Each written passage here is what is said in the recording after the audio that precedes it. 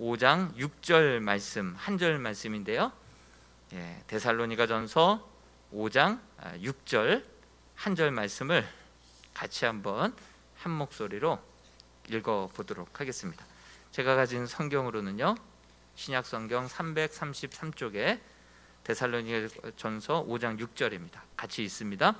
그러므로 우리는 다른 이들과 같이 자지 말고 오직 깨어 정신을 차릴지라. 아멘. 오늘은 영적으로 잠든 자라고 하는 제 말씀으로 함께 철로역정 11번째 시간을 갖고자 합니다. 한눈에 볼 수 있는 지도 한번 보여주시겠습니까? 전체 화면으로 한번 보여주시면, 이제 멸망의 도시 장망성을 떠나서 이제 그렇게 절망의 수렁을 통과하고 율법 언덕으로 꼭대기까지 올라갔다가 죽을 뻔하고 다시금 내려와서 이제 해설자의 집, 해석자의 집에 들어가서 7가지 지혜의 말씀에 대해서, 교훈에 대해서 배우고 내려왔습니다. 그리고 이제 십자가 언덕으로 올라가서 그 무거웠던 죄의 짐을 한순간 내려놓게 될 때 성부, 성자, 성령 하나님이 삼위일체 하나님의 놀라우신 협업으로 말미암아 죄의 짐이 그렇게 내려지게 되었고, 그리고 또 의의 옷을 입어주시면서 너는 누가 뭐라 그래도 내 자녀라, 거룩한 세마포 옷으로, 흰 옷으로 입혀주셨고, 또 성령님께서는 어떻게 하셨죠? 인쳐주시면서 너는 내 것이라, 내 소유라. 그리고 성령의 감동으로 된 두루마리 성경을 그 손에 들려주지 않았습니까? 그것을 이제 지도 삼아서 이제 순례의 길을 이렇게 또 다시 시작하라고 그렇게 이제 십자가 언덕을 통하여서 죄의 짐을 다 벗어버리고, 그리고 손에 지도와도 같은 성경책을 들고, 그리고 이제 순례의 길을 다시 나서게 됩니다. 이제 그 순례의 길을 이제 십자가 언덕에서 구원의 감격과 기쁨을 가지고 성부, 성자, 성령의 하나님의 정말 통전적인 구원의 놀라우신 은혜를 덧입고, 그리고 이제 기쁜 마음으로 내리막길을 내려오는데, 그 내리막길 아래 쪽에 3명의 사람이 쇠사슬에 발이 묶인 채 깊은 잠에 빠져 있는 것이죠. 오늘 그 죄의 짐을 벗어버리고 십자가 언덕에서 내려와서 다시 순례의 길로 가는 데 있어서 바로 그 아래쪽에 이렇게 3명의 사람들이 영적인 잠에 취해서, 발이 쇠사슬에 묶인지도 모르고 영적인 잠에 취해서 저렇게 잠들어 있는 그 3명의 사람들을 보게 됩니다. 단순, 나태, 거만이라고 순례의 길, 철로역정 순례의 길에는 단순, 나태, 거만 이렇게 이름이 명명되어져 있는데요. 저 가운데 혹시 가까이 가서 얼굴을 들여다보면 내가 한 명 껴져 있지 않을까, 내가 지금 영적으로 잠들어 있는 것은 아닌가라고 할 정도로 정말 아주 섬세한 얼굴 표정들로, 참 앞에 분은 참 단순해 보이고 우매해 보이고, 또 둘째 사람은 정말 고개가 뒤로 완전히 제껴졌죠. 정말 나태해 보이는 사람이죠. 세 번째 사람은 굉장히 거만한 얼굴로 저렇게 고개도 마주치지도 않고 누구 말 들으려고 하지도 않는 거만한 세 사람들이 그렇게 영적인 잠에 취해서 앉아 있는 것을 보게 됩니다. 십자가 언덕까지가 이 철로역정 전체 우리 두께로 따진다면 한 5분의 1 정도밖에 안 돼요. 이제 첫 단추 낀 거예요. 이제 시작인 거예요. 그런데 이 사람들은 이 십자가 언덕을 통과하고 하나님의 자녀, 거저되는 은혜를 거저받았다고 귀한 줄 모르고 그 은혜를 귀한 줄 모르고 그렇게 방심한 채, 영적으로 방심한 나머지 영적인 깊은 잠에 빠져버린 그러한 3명의 그 사람들을 볼 수 있었습니다. 크리스찬은 이들을 보니까 너무나도 안타까운 거예요. 너무나도 안타까운 거예요. 발까지 묶여져 있으니 맹수라도 나타나면 어떻게 되겠어요? 그러면은 잘 차려진 밥상이 되는 거죠. 예. 그러니까 너무 안타까운 거예요. 여러분, 거듭난 사람들의 그 특징 중에 하나는요, 정말 이렇게 영적으로 잠들어 있고 영적으로 무지하고 내버려 두면 심판받아 멸망받고 지옥 갈 거 뻔한데, 그러다 보니까 너무 안타까운 마음들이 생기는 거예요. 내가 다 경험해봤잖아요. 그 고통, 아픔, 그 허무함 다 경험해봤잖아요. 그리고 죄사함 받았을 때 그 감격, 그 기쁨, 완전히 새로운 삶을 살아가는 것 같은 그 기쁨, 그거 맛봤잖아요. 그러다 보니까 안타까운 마음이 드는 거예요. 그래서 이렇게 자기가 잠든지도 모르고 위기가 이제 장차 큰 또 환란이 다가올 때 아무런 대비도 대책도 없이 그냥 손 놓고 당할 수밖에 없는 저들의 운명을 바라보면서 너무나도 안타까워하는 크리스천의 모습을 보게 됩니다. 마찬가지예요. 사도 바울도 이제 다메섹 도상에서 예수 그리스도를 만나고 눈에 비닐 같은 것들이 한꺼번에 벗겨졌죠. 그리고 이방인을 위한 귀한 그릇이라고 그 사명도 부여받게 됩니다. 그런데 그의 마음속에는 늘 동료 바리새인들로서 6,000명가량이 그때 당시 있었거든요. 내 골육, 내 지친, 내 동료들 6,000명이나 되는 바리새인들이 지금도 거만한 채, 누구 얘기도 듣지 않은 채 영적인 깊은 잠에 빠져가지고 그렇게 스스로 헤어나오지도 못하고 들으려고 하지도 않고, 그런 동료들을 생각할 때마다 너무나도 빚진 마음이 있었고 안타까운 마음이 있었어요. 본인은 분명히 이방인의 사도로 부름을 받아서 가는 곳마다 이방인들을 구원해야 할 사명이 있었음에도 불구하고 1차적으로 가는 곳마다 회당에 들려서 유대인들을 만납니다. 그는 로마서에도 나의 형제 곧 고륙의 친척을 위하여 내 자신이 저주를 받아 그리스도에게서 끊어질지라도 내가 원하고 원하는 바라, 내가 차라리 지옥에 간다 하더라도 내 골육, 내 친척, 내 친구들 좀 구원받았으면 좋겠다, 이런 마음으로 가는 곳마다 유대인들을 만나는데 가는 곳마다 배척당하고요, 바울을 죽이지 않고는 내가 물도 음식도 먹지 않겠다 하고 죽이려고 달려드는 유대인들이 막 생기다 보니까 그래, 나는 이방인들을 위하여서 부름받았지, 다시 한번 내가 이방인들에게 복음을 전하는 사도가 되리라. 다시 한번 다짐해보고 다짐해보지만 그 다짐만큼은 오래가지 못하죠. 가는 곳마다 그 유대인들을 보면 정말 안타까운 마음이 있는 거예요. 전에 있던 교회에서도 영등포 그렇게 노숙자 사역을 하다 보니까 그 노숙자 중에 정말 완전히 개가천성한 성도님이 한 분 계셨어요.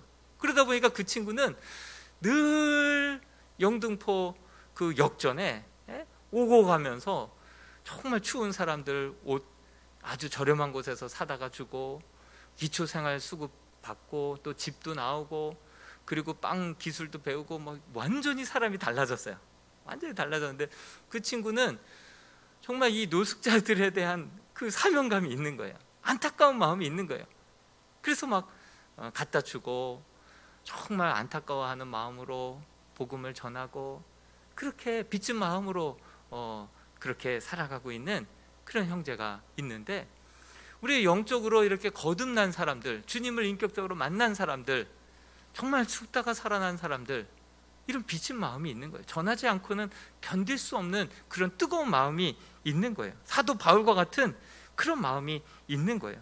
그가 보기에 정말 이대로 내버려두면 정말 지옥행이야. 반드시 임박한 진노가 반드시 닥쳐온다는 것을 뻔히 알고 있는데도 놔두고 갈 수가 없는 거예요. 그래서 잔소리를 하지만 그 누구도 그의 말을 들으려고 하지 않는 거예요. 굉장히 표독스럽게, 아주 그냥 교만하게, 아주 그냥 정떨어지게 그렇게 한마디씩 한마디씩 쏘아붙이는데 정말 너무 안타까운 거예요. 너무 안타까운 거예요.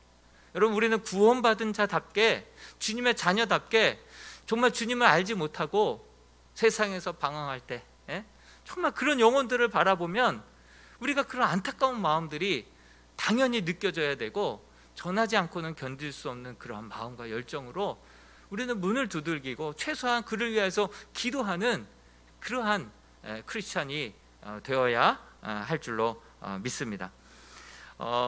자신의 이 죄의 짐으로부터, 자기는 그 고통과 그 두려움으로부터 건져냄을 받았기 때문에, 그리고 그 짐을 풀었을 때 그 감격과 기쁨을 맛보았기 때문에, 그러한 마음에 빚진 마음으로 영적으로 잠든 사람들을 그냥 지나칠 수 없었어요. 왜냐하면 성경을 읽다 보면요, 영적으로 잠들어서 완전히 실패하고 패가 망신한 사람들이 너무나도 많이 나와요. 성경을 보면 너무나도 아주 쉽게 그 예를 찾을 수 있을 정도로, 우리가 육신적으로 잠을 자면 리셋이 되죠, 리프레시 되죠, 다시 한번 새로 시작할 수 있는 육체적인 잠은 반드시 필요해요. 해독 작용도 되죠. 너무나도 중요해요. 그런데 영적인 잠은요, 치명적으로 결국은 영향을 받게 돼 있거든요. 성경에 보면 노아의 방주에서 나와서 정말 거기서 포도주를 먹고 그렇게 술 취해서 벌거벗고 드러났다가 아들들한테 망신당하고, 그 아들이 또 저주거리가 되어버리는 그러한 일들이 있지 않았습니까? 사울이 잠자다가 물병과 그 창을 다윗에게 다 빼앗겨서 왕으로서 체면을 구기는 그런 일이 있지 않았습니까? 다윗은 어땠고요? 낮잠을 실컷 자고 정작 밤에 잠이 안 오자 그 옥상에서 기웃거리다가 우리아의 아내 밧세바를 바라보게 되었고, 그리고 범죄하게 되어서 간통죄, 살인죄, 그렇게 하나님 앞에 아주 큰 죄악들을 득죄하게 되는 그 계기가 바로 낮잠을 자서 잠에 빠져가지고 그런 거 아니겠습니까? 삼손은 어디에서 잠들었습니까? 들릴라의 그 무릎 위에서 그렇게 베고 잠들었다가 그만 양쪽 두 눈을 뽑히게 되는 그러한 사단이 일어나게 되지 않았습니까? 시스라는 어땠습니까? 야헬의 장막에서 잠자다가 그냥 관자놀이를 관통해 갖고 그렇게 죽음을 당하게 되지 않았습니까? 사울의 아들 이스보셋은 낮잠을 자다가 배가 그렇게 땅에 찔려서 그렇게 관통해서 또 죽음을 당하지 않았습니까? 솔로몬 때 미련한 여자는 잠자다가 자기 아이를 깔아서 죽여버렸네요. 그리고 또 한 여자는 잠자다가 자기 죽은 아들과 바꿔치기를 당했네요. 이게 다 영적으로 잠들었을 때 이런 일들이 일어난다는 것이죠. 유두고는 설교 때 눈 감고 자다가 떨어져 갖고 3층에서 떨어져서 죽음을 당했었죠.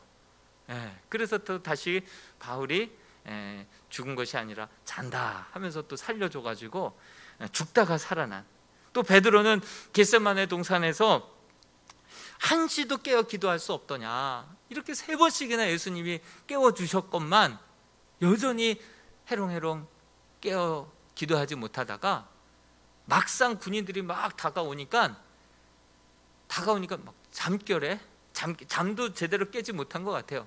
말고의 길을 잘랐다가 그렇게 또 실수하고 범죄하는 그런 일들도 있지 않습니까?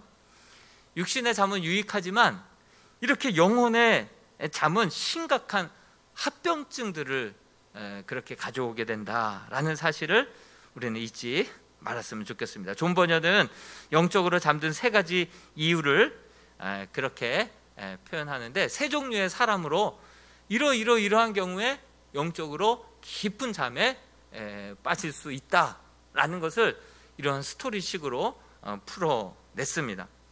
첫 번째 사람은 누구라고 적혀져 있습니까? 바로 미련쟁이, 우매, 단순이라고 하죠. 플리시라고 하고요, 고어 원어에는 심플이라고 되어 있거든요. 미련쟁이, 너무 미련해서, 너무 우매해서 영적인 깊은 잠에 빠질 수 있다라고 존 버녀는 그렇게 기록해 놓았습니다. 그리고 두 번째는 누굽니까? 게으름뱅이죠.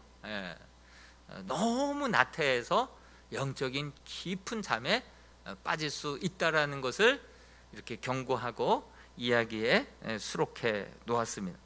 또 세 번째로는 영적으로 너무 교만하게 되면 어떻게 됩니까? 누구 말도 듣지 않죠. 심지어는 하나님의 말씀도 곧이곧대로 듣지를 않죠. 듣고 싶은 말만 듣죠. 그러다 보니까 영적인 깊은 잠에 빠져서 숯불이 머리 위에 계속 차곡차곡 쌓이다가 한순간에 쏟아짐으로 이제 봉변을 당하게 되고 어려움을 당하게 되는 것이죠. 그래서 이러한 깊은 영적으로 정말 깊은 잠에 빠져 있는 그 사람들을 바라보면서 이 크리스천이 도와주려고 하죠. 뭐라고 도와주려고 합니까? 우리 어쩌자고 망망대해나 다름없는 곳에서 그 글을 같이 한번 읽어볼까요? 같이 한번 스크린을 보면서 읽어보겠습니다. 시작. 어쩌자고 망망대해나 다름없는 곳에서 자고 있는 겁니까? 아래로는 깊이를 알 수 없는 죽음의 바다가 입을 쩍 벌리고 있는데 어떻게 이렇게 태평할 수 있단 말입니까? 어서 일어나서 길 밖으로 나가세요. 괜찮다면 쇠사슬과 족쇄를 벗어버리게 도와드리겠습니다. 원수가 우는 사자같이 산길자를 찾아 두루 다니다 여러분들을 보면 당장 달려들어 그 무서운 이빨로 물어 뜯고 말 것입니다. 여러분들이 이렇게 지금 영적으로 잠들어 있는 것은 마치 바닷가에 표류하고 있는 그 깊이를 알 수 없는 바닷가에서 이렇게 잠들어 있다가 고기 밥이 되던가, 깊이를 알 수 없는 그 바닷물에 빠져 죽던가, 또 이렇게 발까지 묶여져 있으면 맹수가 오면 여러분들 도망칠 수도 없다고, 잘 차려진 밥상이 되어서 그냥 그렇게 한 끼 식사가 될 수밖에 없다고. 지금 이렇게 편안하게 잠들 지금 상황이 아니라고. 원하시면 내가 이 족쇄를 푸는데 같이 힘을 합해서 도와드리겠노라고 그렇게 이야기를 합니다. 그러자 영적으로 잠든 친구들이 한마디씩 이야기들을 꺼내 놓는데요, 미련쟁이가 먼저 이렇게 얘기를 합니다. 도대체 뭐가 위험하다고 이 난리입니까? 원어에 보면 I know see a danger, 나에게는 위험한 것이 보이지 않습니다. 이렇게 대답을 하는 거예요. 우매한 것이죠. 어떻게 보면 그 위험도 감지하지 못하는, 위험 신호가 있는데 그것을 전혀 알아차리지 못하는 그러한 우매한 사람, 플리시한 사람인 것이죠. 깨우는 자를 오히려 귀찮게 여깁니다. 여러분, 왜 교회에서 큐티를 강조한다고 생각을 하십니까? 큐티는요, 우리 스스로를 지금 우리의 영적인 상태가 어떤지 말씀이라고 하는 거울을 통해서 우리 스스로를 자가 검진할 수 있는 그러한 PCR 검사와 같은 그런 검사가 바로 큐티 아니겠어요? 제가 지난주에도 설교하고 몇 분에게서 문자를 받았습니다. 목사님 설교를 듣다 보니 내가 둘째 아들 같았습니다. 내가 첫째 아들이었습니다. 우리 집안에 아들이 둘이 있는데 진짜 큰애는 큰애 같고 둘째는 둘째 같습니다. 그럼 말씀을 들으니까 자가 진단이 되는 거예요. 내가 바로 첫째 아들이었구나. 내가 말씀을 듣고 묵상하다 보니까 내가 바로 이 정말 집 안에서 주일 성수하고 뭐 신앙 좋은 줄 알고 그렇게 역할들 감당하며 열심히 산다고 살았지만 주님 보시기에 아버지 마음을 도무지 알지 못하고 아버지의 마음에서 너무 멀리 떨어져 있는 또 하나의 탕자와도 같은 그러한 큰 아들이었구나 라는 것을 깨닫게 되는 거 아니겠습니까? 저도 말씀을 묵상하다 보면 유난히 마음에 찔림이 올 때가 있어요. 마음에 교훈과 책망과 바르게 함과 의로 교육하게 유익한 말씀이라고 했듯이 그 마음 가운데 유난히 나의 마음을 찌르고 도전을 주고 깨닫게 만들고 잠에서 깨어나게 만드는 그런 말씀들이 있어요. 그리고 그 말씀을 계속해서 또 곱씹고 하면서 여러분, 큐티를 강조하는 이유가 바로 내 지금 영적인 상태가 어떠한지를 살펴보는 거예요. 점검해 보는 거예요. 그래서 깨닫고 하나님 앞에 고백하고 내가 돌아가야 될 자리로, 하나님이 있어야 될 그 자리가 어딘지를 깨닫고선 하나님의 뜻이 어디에 있는지를 묻고선 그 뜻을 쫓아서, 내가 다시금 돌이키기에는 너무 멀리 왔다 하더라도 백투더 예루살렘으로 돌아갈 줄 아는 신앙, 그것이 바로 주님을 주인으로 모시고 살아가는 그러한 참 그리스도인들의 모습인 것이죠. 그래서 우리가 이렇게 정말 큐티를 통하여서 내가 영적으로 잠들었는지 안 들었는지, 큰아들인지 둘째 아들인지 정말 하나님의 뜻 가운데 있는지, 내가 지금 있어야 될 자리에 있는지, 내 자신을 말씀 거울 통하여서 내 자신을 점검하고 돌아보아서 정말 하나님의 기뻐하시는 모습으로 영적으로 깨어있는 삶으로 나아가는 삶, 이것이 깨어있는 삶이고 정말 우매함에서 깨어나서 하나님의 기뻐하시는 삶으로 나아가는 삶일 것입니다.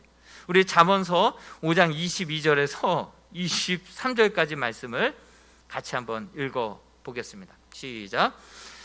악인은 자기의 악에 걸리며 그 죄의 줄에 매이나니 그는 훈계를 받지 아니함으로 말미암아 죽겠고 심히 미련함으로 말미암아 혼미하게 되느니라. 그래서 마치 독거미와도 같아요.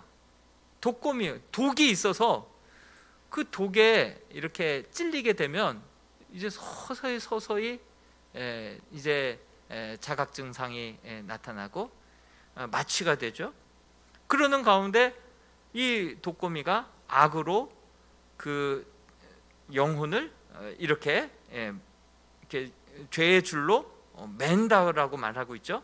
그래서 결국은 어떤 훈계도 받지 않음으로 말미암아 결국은 죽겠고 심히 미련함으로 말미암아 이제 혼미하게 된다, 이렇게 성경은 말씀하고 있습니다. 그래서 이 단순 이 우매함을 현대판 영어로는 플리시다, 이렇게 표현하고 있습니다. 그리고 이제 철로역정 해설서에 보면 바로 미련쟁이다, 이렇게 이야기하고 있습니다.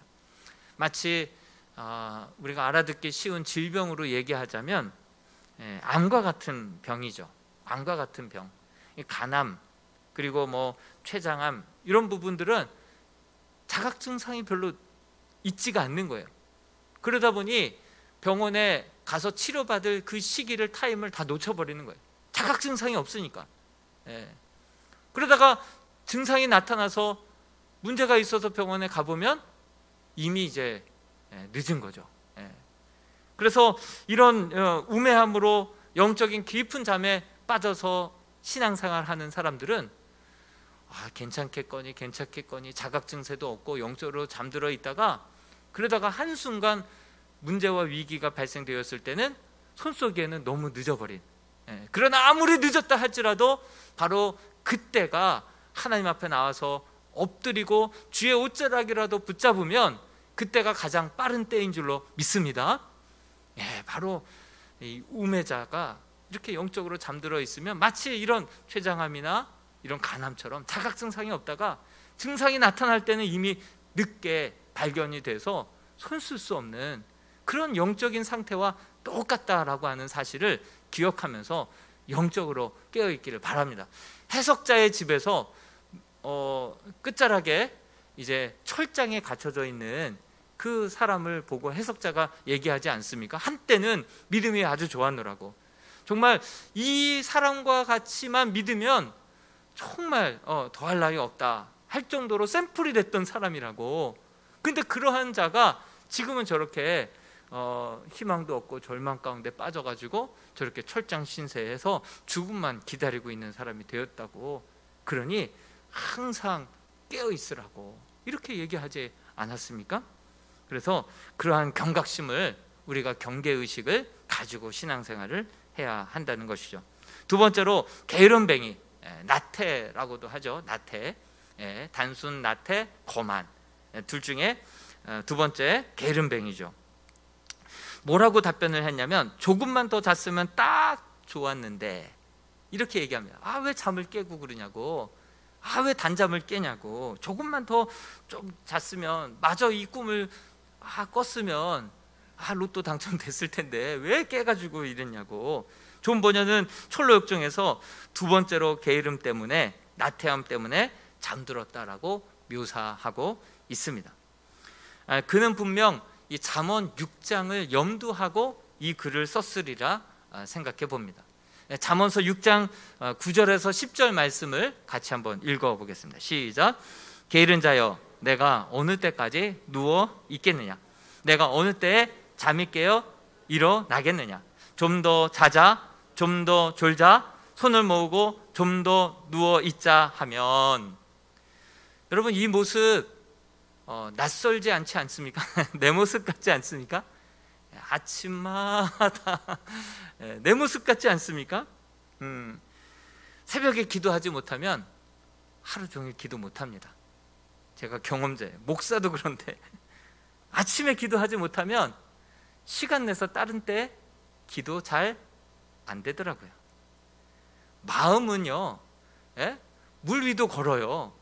왼발 빠지기 전에 오른발 딛고, 오른발 빠지기 전에 왼발 디디면 물 위도 걸어요. 내가 할 수 있어. 고양이가 나는 차 피할 수 있어 생각하기 때문에 차도에 고양이 시체가 그렇게 많은 이유가 거기 있는 거예요. 나는 빠르다, 나는 빠르다. 너무 자기 자만하다 보니까 그렇게 되는 거예요. 여러분, 새벽에 기도하지 못하면 언제 기도하실랍니까? 언제 기도하셨습니까? 정말 이 새벽 시간은 이게 하나님 앞에 나와서, 그래서 새벽에 정말 놀라운 기사와 이적들과 응답들이 많은 이유가 무엇이겠습니까? 홍해가 갈라지는 것도 새벽이고, 여리고 성이 무너졌던 것도 새벽이고, 요단강 건너갔던 것도 새벽이고, 새벽에 많은 만나가 내려졌던 것도 새벽이고, 정말 새벽에 눈 뜨자마자 아버지 찾으면 아버지가 얼마나 기뻐하시는지 몰라요. 제가 저희 아이들 어렸을 때 제가 새벽 4시든 3시든 말씀을 묵상하고 또 준비한다고, 또 집중할 수 있는 시간이라서 너무 집중이 안 될 때 일찍 자고 일찍 일어나는데, 새벽에 아이가 일어나서 아빠 하고 안기는 거예요. 일어나자마자 아빠를 찾으니까 정말 아빠 된 보람이 있고요. 그때 어렸을 때 그 안았을 때 그 느낌이요, 지금도 있어요. 지금도. 일어나자마자 아버지를 찾는 그 믿음, 그것이 자체가 하나님이 영광이 되시기 때문에 첫 예물 11조와 같은 첫 예물, 그리고 첫 시간을 드리는 그 기도, 하나님의 아버지로서 영광을 받아버리시니까요, 새벽에 들으시리로다 이렇게 되는 거예요. 정말 새벽에 이렇게 막 좀 더 자자, 좀 더 눕자, 좀 더 졸자, 그렇게 되면 이제 결국 어떻게 된다라고 11절에 말씀하고 있습니까? 11절 같이 한번 읽어보겠습니다. 시작. 내 빈궁이 강도같이 오며 내 공핍이 군사같이 이르리라. 결국 이런 게으름 앞에는 게으름을 부릴 수 있었던 여유조차, 그 마음까지도 강도들에게 다 빼앗겨서, 군사에게 다 도난당해서 이제 더 이상 나중에는 자고 싶어도 깨어서 일을 해야 하는, 이제는 눕고 싶어도 더 이상 눕지 못하는 그러한 가난 앞에 직면하게 될 것이다 라고 성경은 말씀하고 있습니다. 그리고 이런 사람들을 위하여서 하나님이 누구에게 가서 지혜를 배우라고 하십니까? 개미에게 가서 이런 지혜를 배우라는 거예요. 잠언서 6장 6절 말씀, 그리고 6장 8절도 이어서 같이 한번 읽어보겠습니다. 6장 6절입니다. 시작. 게으른 자여, 개미에게 가서 그가 하는 것을 보고 지혜를 얻으라. 8절이요. 먹을 것을 여름 동안에 예비하여 추수 때에 양식을 모으느니라. 개미는 이렇게 미래지향적으로 내일을 늘 준비하며 살아간다. 그 개미에게서 지혜를 배우고 배짱이같이 배짱 튕기면서 살아가지 말아라. 그리스도인에게는 단순히 내일만을 위하여서 살아갈 것이 아니라, 우리 그리스도인들에게는 한 가지 더 있죠. 주님 앞에 설 날을 늘 기대하고 준비하며 살아가야 하지 않겠습니까? 이 땅의 청지기로서의 삶, 이 모든 것들, 생명, 자녀, 물질, 빈손으로 왔다 빈손으로 가는 인생, 잠깐 우리에게 맡겨주신 건데 그것을 정산할 날이 반드시 온다라는 것을 기억하면서 항상 내가 주인이 아니라 내 위에 주인이 계시고 그분 앞에서 서는 날 정산을 해야 할 때가 반드시 오지, 이것을 늘 염두하면서 이 땅의 내일을 위하여서만, 우리의 노후만을 위하여서만 살아갈 것이 아니라 지혜로운 청지기와 같은 그런 성실함과 장차 하나님 앞에 설 것까지도 내다보고 준비하면서 살아갈 때 정말 누구에게 이 충성된 종이 어디에 있어서 누구에게 이 가산을 맡길고 했을 때 주님 내가 여기 있나이다, 우리 주님 보시고 믿고 맡길 만한, 세상의 눈먼 돈을 만유의 주가 되시는 그 하나님께서 이 눈먼 돈 누구에게 맡기면 정말 하나님의 나라와 영광을 위하여서 가치 있게 복되게 잘 쓸까? 그럴 때 준비된 그릇 가운데, 깨끗한 영혼 가운데 마음껏 높여주실 때 정말 하나님이 저를 높이시면 그가 하나님을 높이시니 얼마나 귀하고 복되게 사용될 수 있겠습니까?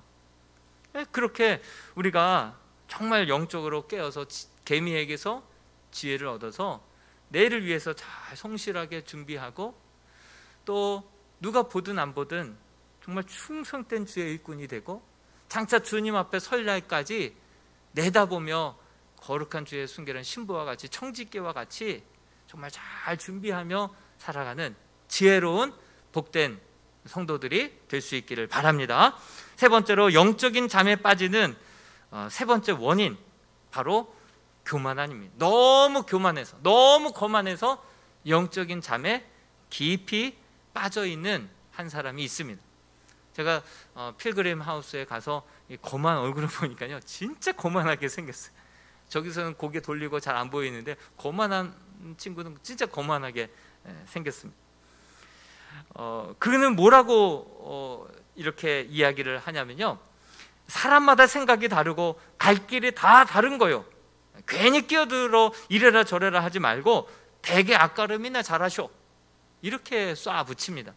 아주 도와주고 싶은 마음을 그냥 완전히 싹 그냥 뺏어서 땅에다가 던져서 밟아 버리는 듯한 그런 느낌. 다시는 도와주고 싶지 않은, 정말 그 영혼을 위해서 기도하고 싶지도 않을 만큼 그렇게 정림이 뚝 떨어지는 말을 해버리고 맙니다.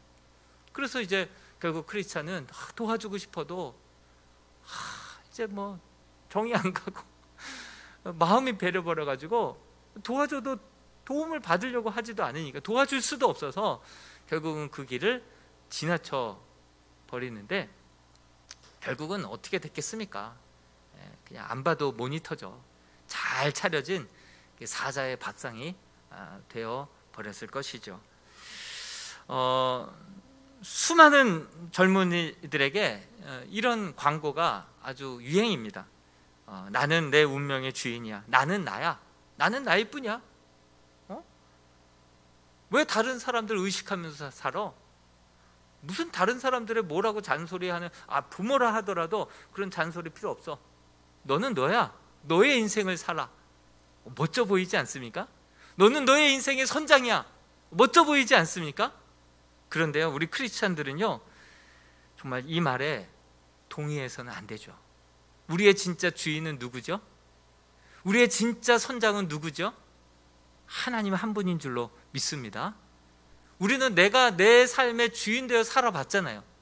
그래서 수많은 사람들에게 고통도 줘봤고 내가 실패도 경험했고 필경은 좋은 선택이라고 선택하고 최선을 다해서 노력해봤지만 공허하고 우울하고 힘들었던 경험이 있잖아요.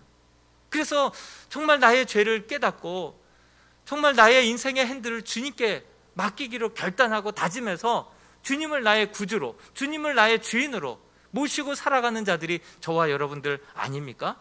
우리는 그 인생 다 살아봐서 알아요. 그 말이 멋져 보이지만 결코 자기 자신이 자기 자신을 책임질 수 있는 업계가 아니라는 것을 우리는 잘 압니다. 잘 압니다. 해봤잖아요. 그랬더니 불안하고 나도 고통을 받고 남도 고통을 주고 그래서 절망에 빠지고 그래서 우리가 십자가 앞에 나갔잖아요. 그래서 주님의 십자가 그 옷자락을 붙잡았잖아요. 그래서 다시 한번 내가 주인 삼았던 모든 것을 내려놓고 주님께 맡기고, 주님께서 내 인생의 핸들을 붙잡아 달라고, 내 인생의 주인이 되어 달라고 우리가 그렇게 고백하여서 크리스찬이 주의 자녀가 된 거 아닙니까? 그래서 바울은 이렇게 고백을 했습니다. 갈라디아서 2장 20절 말씀 같이 한번 읽어보겠습니다. 시작. 내가 그리스도와 함께 십자가에 못 박혔나니 그런즉 이제는 내가 사는 것이 아니요 오직 내 안에 그리스도께서 사시는 것이라. 이제 내가 육체 가운데 사는 것은 나를 사랑하사 나를 위하여 자기 자신을 버리신 하나님의 아들을 믿는 믿음 안에서 사는 것이라. 아멘. 여러분, 난 내 인생 주인이 아닌 것을 잘 압니다. 난 내 인생의 선장이 될 수 없다는 것도 잘 압니다. 그래서 이전에 나는 이제 십자가에 못 박았나니 이제는 내가 사는 것이 아니요 내 안에 그리스도께서 사시는 것이라. 이제 내가 육체 가운데 사는 것은 나를 사랑하사 나를 위하여 자기 자신을 위하여 자기 자신을 버리신 하나님의 아들을 믿는 믿음 안에서 사는 자입니다. 우리는 그 고백 가운데 지금 서 있는 자인 줄로 믿습니다. 주님은 나의 주인이시요 내 삶의 선장입니다. 이것이 우리가 정말 앞으로도 영원토록 고백해야 할, 우리가 붙들고 살아가야 할 믿음의 신앙 고백인 줄로 믿습니다. 크리스천은 이 우매와 나태와 거만을 보고선 정말 안타까웠어요. 도와주고 싶었어요. 그런데 한마디 한마디 내뱉는 말들마다 정림이가 떨어지고 더 이상 도와주고 싶어도 들어야 말이죠. 들어먹어야 말이죠. 그러다 보니 어쩔 수 없이 포기하고 그 다음 길을 나서는 크리스천의 모습을 보게 됩니다. 여러분, 크리스천은 이런 우매와 나태와 거만을 보고선 좋은 마음으로 정말 깨워주고 타이르고 심지어 족쇄까지 풀어주겠다라고 그렇게 선의를 베풀지만 그 모든 선의 받으려고 하지도 않고 누구에게 들으려고도 하지 않고, 정말 이런 분들은 어떻게 희망이 있고 가망이 있겠습니까? 탕자가 돼봐야죠. 인생의 광야에 빠져봐야죠. 그리고 더 이상 자기 혼자 힘으로 할 수 없는 상황에 가서야 비로소 손들고 주께로 옵니다. 나 이제 왔으니. 그러면서 다시금 손들고 주 앞에 나올 때만이 비로소 주님이 보이고 다른 이야기가 들리고 진리의 말씀이 진리의 말씀으로 들려지게 되는 것이죠. 그래서 고난이 축복이고 인생의 광야가 하나님의 말씀이 비로소 들려오는 곳, 혼자가 되어서야, 모든 것을 잃어봐서야 비로소 하나님의 옷자락을 붙잡을 수 있는 그 자리가 다시 태어나는 곳, 다시 시작할 수 있는 곳, 그래서 광야가 있게 된 것 아니겠습니까? 우리의 인생 정말 영적으로 깨어있고 정말 이러한 영혼들을 위하여서 흔들어 깨워줄 수 있는, 그래서 남은 인생의 이 순례의 길을 정말 우리 주님, 그 주님께 우리의 인생의 핸들을 맡기고 주님의 인도함을 받고 주님의 지혜로, 주님의 십자가 능력으로, 주님의 은혜로 끝까지 완주하고 결국은 승리하고 결국은 주님 앞에 정말 의롭게 설 수 있는 저희 모두가 될 수 있기를 주님의 이름으로 축원드립니다.